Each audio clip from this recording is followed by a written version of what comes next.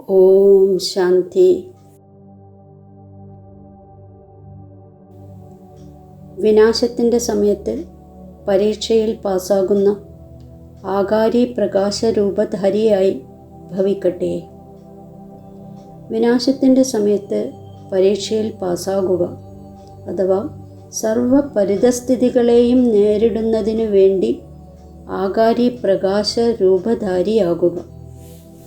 നടക്കുമ്പോഴും കറങ്ങുമ്പോഴും പ്രകാശസ്തംഭമാകുകയാണെങ്കിൽ താങ്കളുടെ ഈ രൂപം, അതായത് ശരീരം, കാണപ്പെടുകയില്ല. പാർട്ട് അഭിനയിക്കുന്ന സമയത്ത് വേഷം ധരിക്കുന്നത് പോലെ കാര്യം കഴിഞ്ഞു, വേഷം അഴിച്ചു.